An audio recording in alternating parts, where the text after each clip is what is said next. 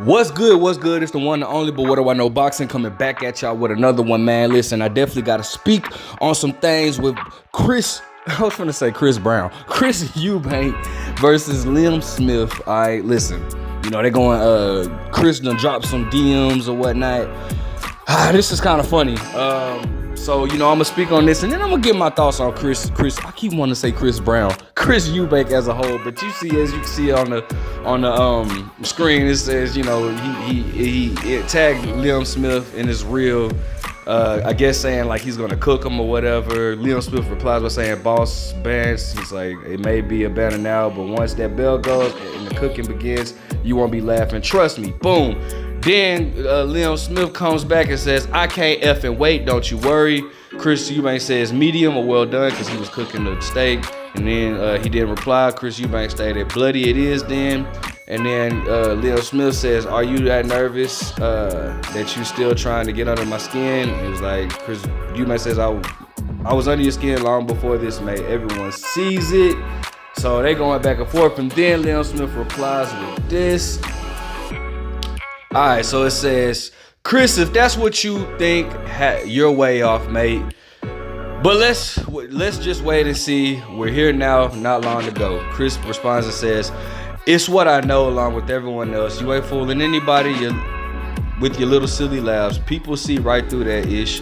I'm in your head, accept it like you're going to have to accept the cooking you're about to receive in a couple of weeks time. Liam then replies and says, you're hoping you're in my head, haha. You couldn't even get in my head. Not clever. You're not clever enough. Your game hungry tit. Like I have told you before, I can't effing wait. Trust me. Chris says you slid in my DM and claim I'm not in your head. A delusional fool if I ever saw one. Wow. All right, so let me put my touch on this. All right, listen. First and foremost, man, Chris Eubank, who has not been in the ring, in almost a year. His last fight was against Liam Williams. And, you know, Liam Smith, who is, I don't know when his last fight was, and I don't know who he last fought. Listen, it's a fight that I'm not too excited about, but it just, but I mean, for whatever, I'll still watch it. I mean, they're going back and forth. The back and forth is probably the most entertaining thing about the fight so far. Listen, obviously I'm picking Chris. I keep wanting to say Chris Brown. It's funny. Obviously I'm picking Chris Eubank to win this fight. He's just a bigger, natural middleweight. Liam Smith, we've seen him, and Liam Smith is a dog. Don't get it twisted. You know, he former WBO super welterweight champion. Canelo moved from 155 to 154 to fight him for his belt. And you know, he's a durable guy. He got stopped by Canelo. I think he was to the body. Or I forgot. But anyway, I think it might have been to a body shot. I think so though. But he got stopped by Canelo but you know, then moved on. I don't think, let me see. I think he has a victory over Jesse Vargas. I want to say he has a victory over Jesse Vargas.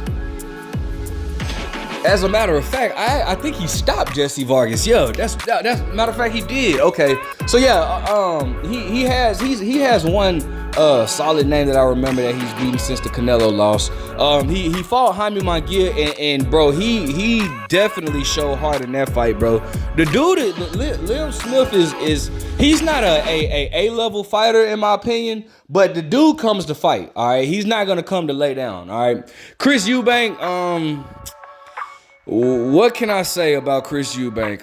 You know, he's lost his two biggest fights. I'll say that, against Billy Joe Saunders and then against George Groves at 168. Now, he claims that he should have never been fighting at 168. He's really a 160 pounder, which he seems to make 160 quite comfortably. So, you know, never know. I thought that him and Jamal Charlo was gonna be on a path of fighting each other. Because after I mean, he was with Chris Eubank was with the PBC for a hot second. And after the Jamal Charlo versus Derevyanchenko fight, I thought that they were gonna make that fight happen, but obviously Chris Eubank went on to do different things. Now, Chris Eubank, he's trained by Roy Jones Jr., the legend. One thing that I can't remember who said it, but it made a lot of sense, man. The only thing about training with legends is when the legends is trying to get the fighter to fight like them instead of enhancing what they do. Now, I don't know if Roy Jones is trying to get Chris Eubank to fight like him, because Chris Eubank relies more so on athleticism as well. His boxing ability, to me, is just not up to par. That's why I was thinking that Charlo was really gonna beat dude. I think Charlo will beat dude, but Charlo got to get active first and foremost. But I remember when Chris Eubank fought Matt Korobov, and I promise you, before the fight I was saying Matt Korobov was going to beat Chris Eubank, and he was catching Chris Eubank as well, but he injured himself in the fight, and they had to stop the fight or whatnot. So I don't think Chris Eubank, and then now Chris Eubank is calling for a Golovkin fight. They were supposed to fight before Golovkin even fought Kell Brook.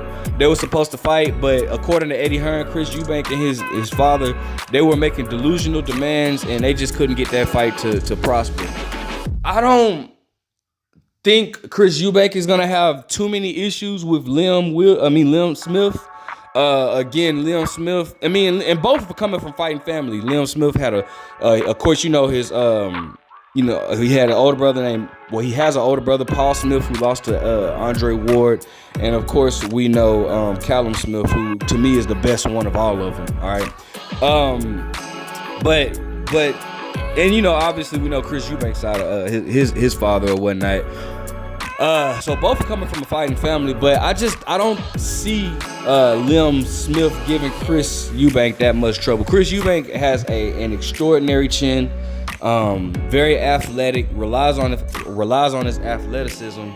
So, Liam Smith being the smaller guy, I don't see him beating Chris Eubank. I just don't. All right. I don't think Chris Eubank stops Liam Smith.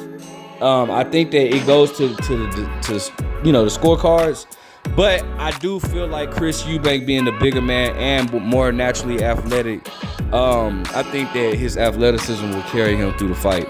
Now, watching the build up to this was funny as hell, man, because shout out to the UK, man. Like America, we used to have like the little fake HBO face-offs, but the UK version is like 1,000 times better, bro. Like ours in America was like only for like 10 minutes, bro. Theirs is a whole damn show, and it is just way better. Like the UK, the way they promote and bring up their fights with their version of All Access or whatever you want to call it, or their version of 24/7, it's just way better than America.